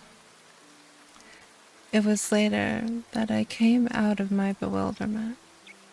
I looked about dazedly. Thus I saw so extraordinary a sight that, for a while, I could scarcely believe I was not still wrapped in the visionary tumult of my own thoughts. Out of the raining green had grown a boundless river of softly shimmering globes, each one enfolded in a wonderful fleece of pure cloud. They reached, both above and below me, to an unknown distance, and not only hid the shining of the green sun, but supplied in place thereof a tender glow of light that suffused itself around me like unto nothing I have ever seen before or since. In a little, I noticed that there was about these spheres a sort of transparency, almost as though they were formed of clouded crystal, within which burned a radiance, gentle and subdued. They moved on past me continually, floating onward at no great speed, but rather as though they had eternity before them. A great while I watched, and could perceive no end to them. At times I seemed to distinguish faces amid the cloudiness, but strangely indistinct, as though partly real and partly formed of mistiness through which they showed.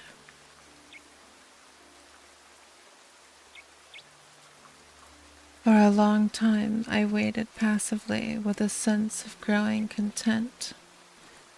I had no longer that feeling of unutterable loneliness, but felt rather that I was less lonely than I had been for culpas of years. This feeling of contentment increased, so that I could have been satisfied to float in company with these celestial globules forever. Ages slipped by, and I saw the shadowy faces with increased frequency, also with greater plainness. Whether this was due to my soul having become more attuned to its surroundings, I cannot tell. Probably it was so. But however this may be, I am assured now only of the fact that I became steadily more conscious of a new mystery about me, telling me that I had indeed penetrated within the borderland of some unthought of region, some subtle, intangible place or form of existence. And there's our reminder. It is now 2200, and normally at this time, we like to remind everyone to prepare themselves to go to bed. Hopefully, you are already sleeping, as that is your Dream Siren's wish, for you to always fall asleep to the sound of my voice.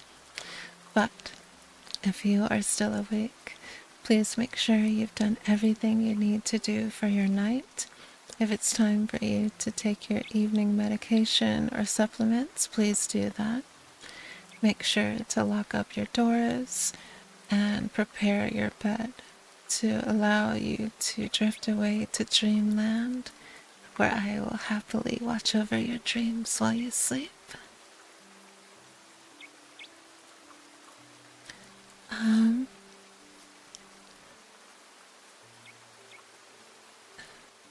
Oh no, you're fine.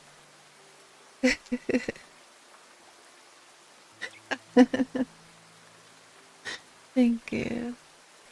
You don't have to apologize. It's okay. Oyasumi.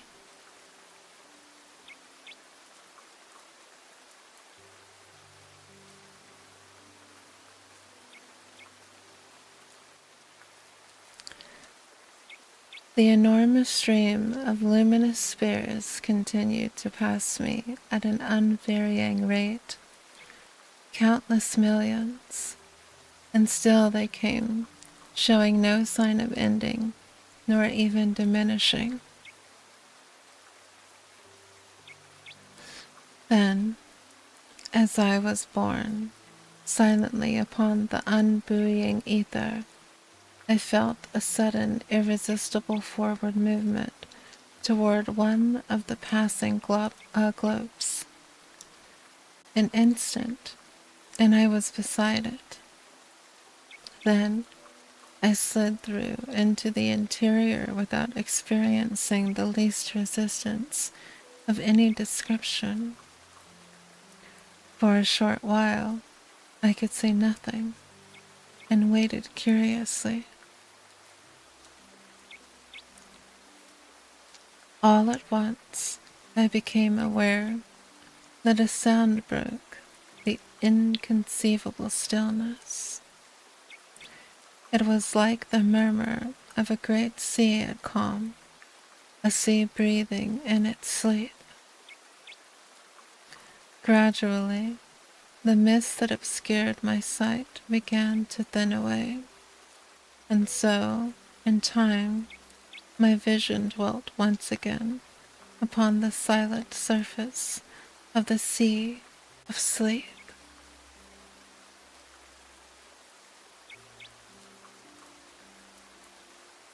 For a little I gazed, and could scarcely believe I saw aright. I glanced round. There was the great globe of pale fire swimming as I had seen it before, a short distance above the dim horizon.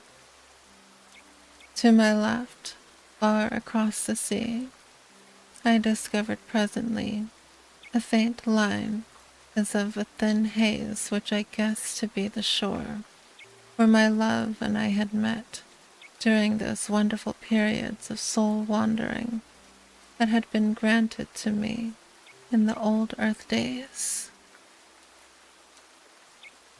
Another, a troubled memory came to me of the formless thing that had haunted the shores of the sea of sleep. the guardian of that sleep, echoless place, of that silent, echoless place. These and other details I remembered, and knew without doubt that I was looking out upon that same sea.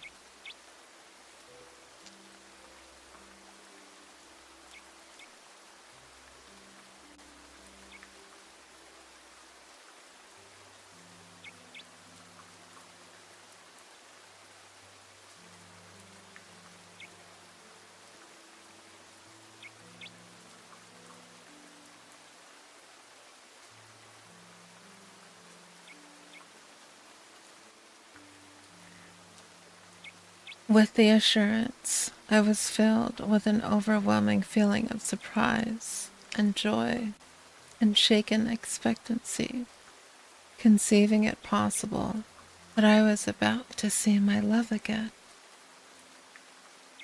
Intently, I gazed round, but could catch no sight of her.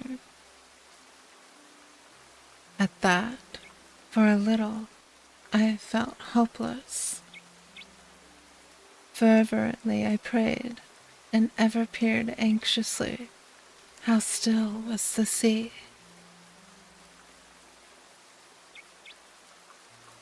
Down far beneath me, I could see the many trails of changeful fire that had drawn my attention formerly. Vaguely, I wondered what caused them. Also, I remembered that I had intended to ask my dear one about them, as well as many other matters, as I had been forced to leave her before the half that I had wished to say was said. My thoughts came back with relief.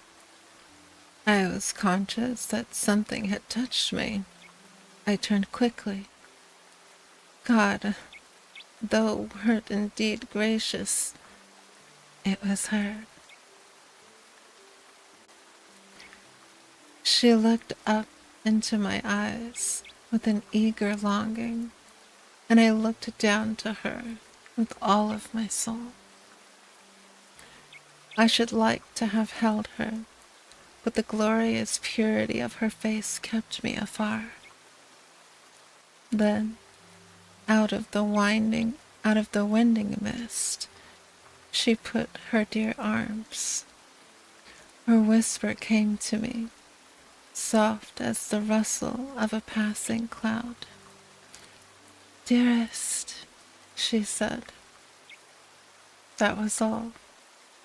But I had heard, and in a moment I held her in me as I prayed, forever.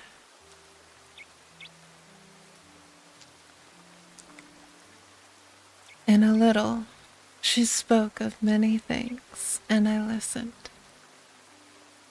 Willingly would I have done so through all the ages that are to come.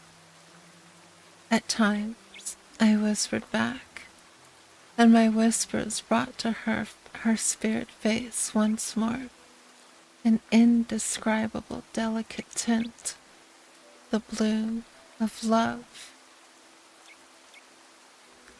Later, I spoke more freely, and to each word she listened and made answer, delightfully, so that already I was in paradise.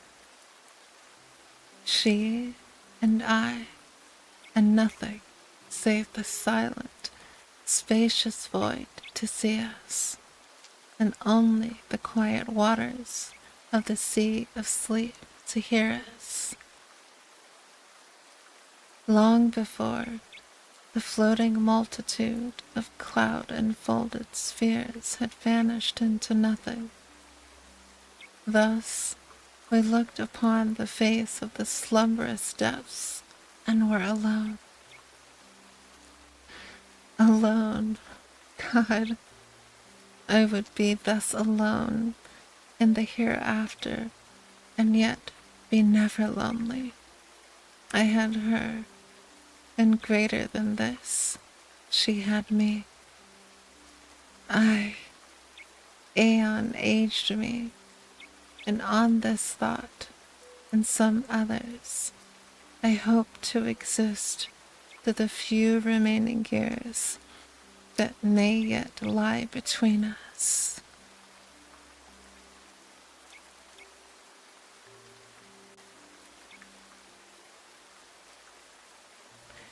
Chapter 21.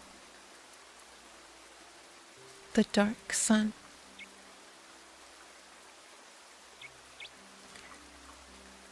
How long our souls lay in the arms of joy I cannot say, but all at once I was waked from my happiness by a diminution of the pale and gentle light that lit the sea of sleep.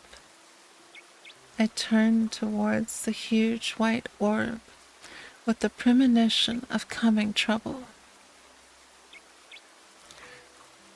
One side of it was curving inward, as though a convex black shadow was sweeping across it. My memory went back. It was thus that the darkness had come before our last parting. I turned toward my love inquiringly. With a sudden knowledge of woe, I noticed how wan and unreal she had grown, even in that brief space. Her voice seemed to come to me from a distance. The touch of her hands was no more than the gentle pressure of a summer wind, and grew less perceptible. Already, quite half of the immense globe was shrouded. A feeling of desperation seized me. Was she about to leave me? Would she have to go, as she had gone before? I questioned her anxiously, frightenedly, and she nestled closer, explained in that strange, faraway voice that it was imperative she should leave me before the sun of darkness, as she termed it, blotted out the light. At this confirmation of my fears, I was overcome with despair. I could only look voicelessly across the quiet plains of the silent sea.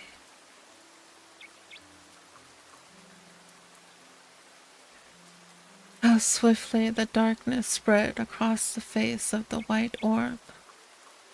Yet, in reality, the time must have been long, beyond human comprehension.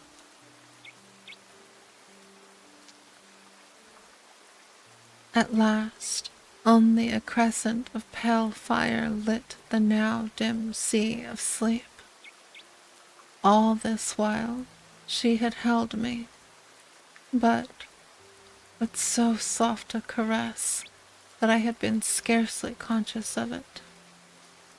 We waited there, together, she and I, speechless for very sorrow. In the dimming light, her face showed shadowy, blending into the dusk mistiness that encircled us.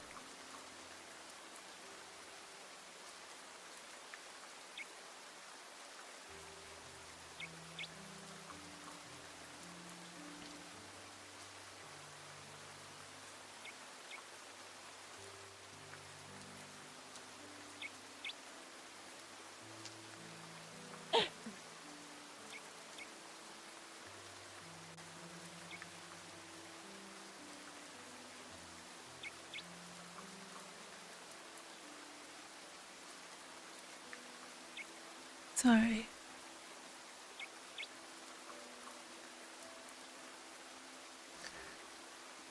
At last, only a crescent of pale sorry. And just a little warning that we're gonna come to an end soon. My voice is starting to give.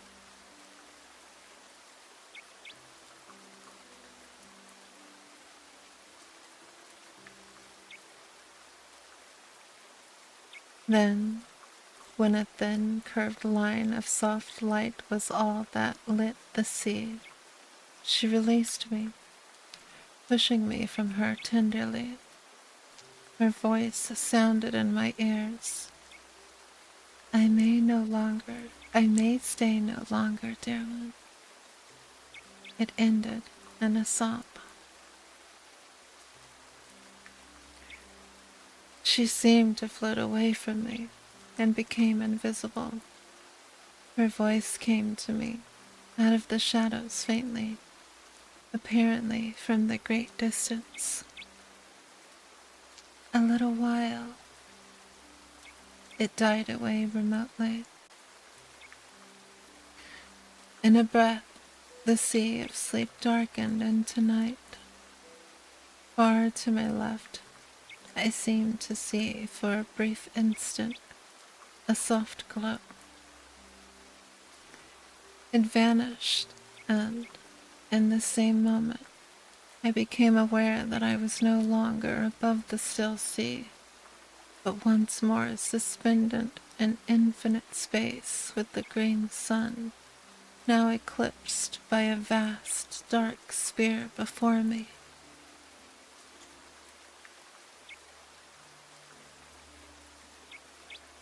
Utterly bewildered, I stared almost unseeingly at the ring of the green flames leaping above the dark edge. Even in the chaos of my thoughts, I wondered dully at their extraordinary shapes. A multitude of questions assailed me. I thought more of her I had so lately seen than of the sight before me. My grief and thoughts of the future failed me. Was I doomed to be separated from her always? Even in the old earth days, she had been mine, only for a little while, and then she had left me, as I thought, forever. Since then, I had seen her, but these times upon the sea of sleep. A feeling of fierce resentment filled me, in miserable questionings. Why could I not have gone with my love? What reason to keep us apart? Why had I to wait alone while she slumbered through the years on the still bosom of the sea of sleep? The sea of sleep. My thoughts turned inconsequently out of their channel of bitterness to fresh, desperate questionings. Where was it? Where was it? I seemed to have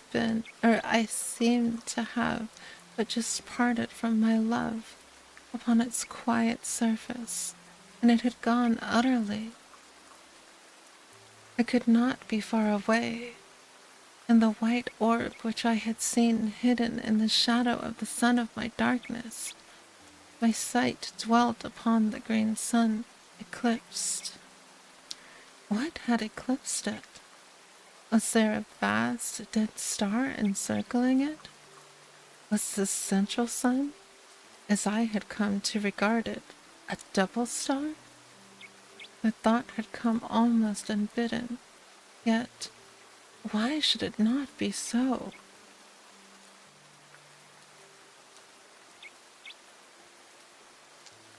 My thoughts went back to the white orb. Strange that it should have been. I stopped. An idea had come suddenly. The white orb and the green sun. Were they one and the same? My imagination wandered backward, and I remembered the luminous globe to which I had been so unaccountably attracted. It was curious that I should have forgotten it, even momentarily. Where were the others? I reverted again to the globe I had entered. I thought for a time, and matters became clearer. I conceived that by entering that impalpable globule, I had passed at once into some further and until then invincible dimension. There, the green sun was still visible, but as a stupendous spear of pale white light, almost as though its ghost showed, and not its material part.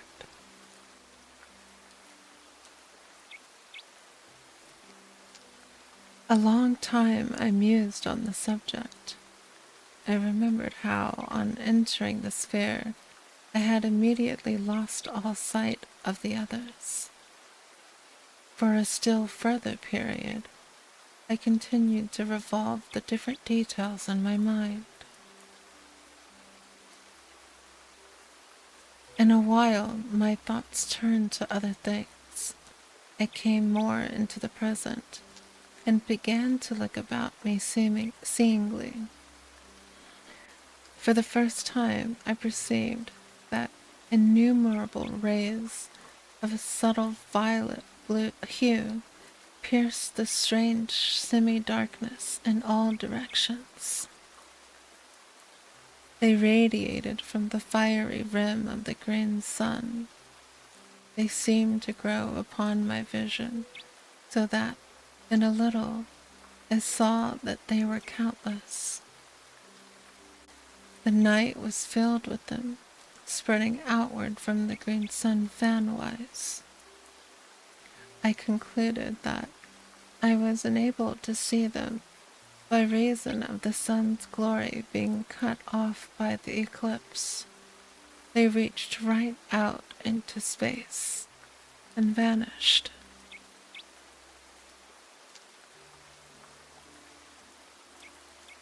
Gradually, as I looked, I became aware that the fine points of intensely brilliant light traversed the rays. Many of them seemed to travel from the green sun into distance. Others came out of the void towards the sun, but one and all, each kept strictly to the ray in which it traveled. Their speed was inconceivably great, and it was only when they neared the green sun, or as they left it, that I could see them as separate specks of light. Further from the sun, they became thin lines of vivid fire within the violet. The discovery of these rays and the moving sparks interested me extraordinarily. To where did they lead in such countless profusion? I thought of the worlds in space, and those sparks, messengers. Possibly the idea was fantastic, but I was not conscious of its being so. Messengers, messengers from the central sun. An idea evolved itself slowly. Was the green sun the abode of some vast intelligence? The thought was bewildering. Visions of the unnameable rose vaguely. Had I indeed come upon the dwelling place of the eternal? For a time, I repelled the thought dumbly. It was too stupendous. Yet,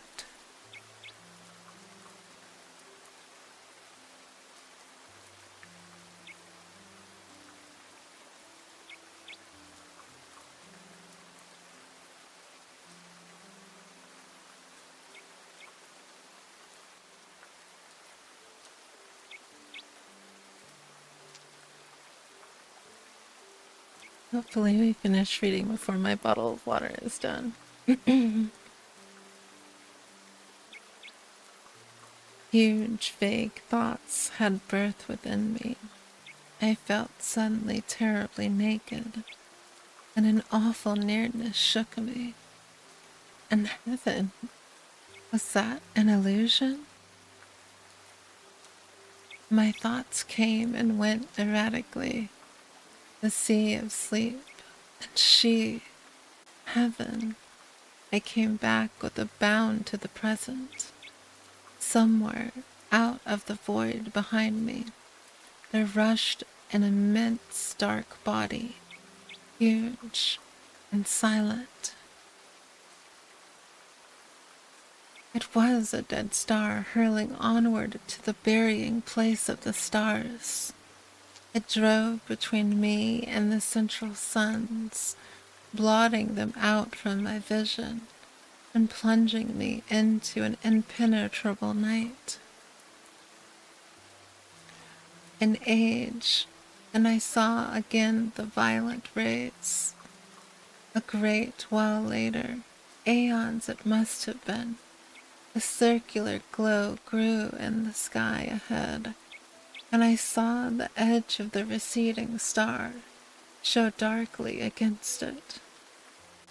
Thus I knew that it was nearing the central suns. Presently, I saw the bright ring of the green sun show plainly against the night. The star had passed into the shadow of the dead sun. After that, I just waited.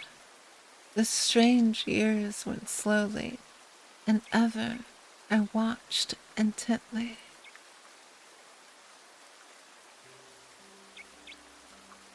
The thing I had expected came at last, suddenly, awfully.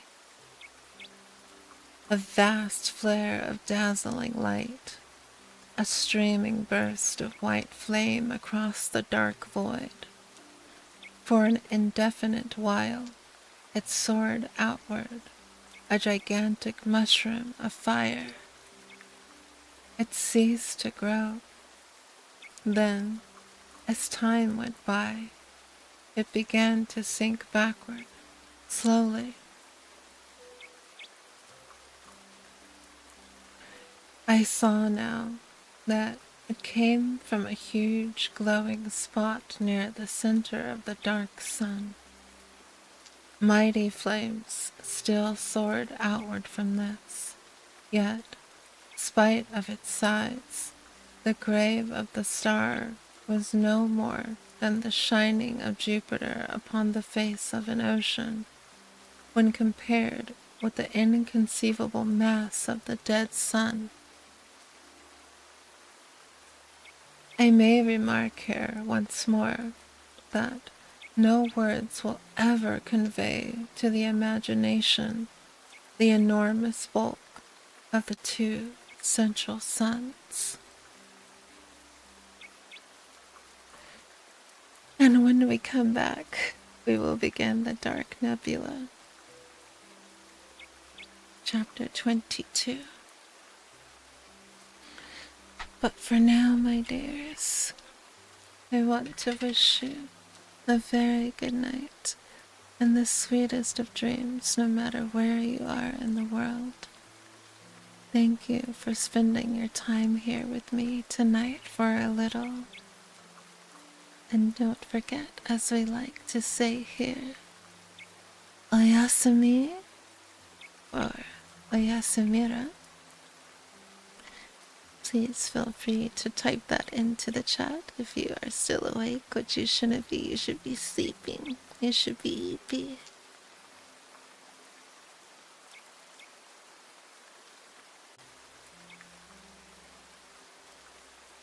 And thank you again for being with me. I will see you sometime tomorrow. Not sometime, I will see you tomorrow at 8. We might have an early surprise stream, depending on what I want to play. But we will see.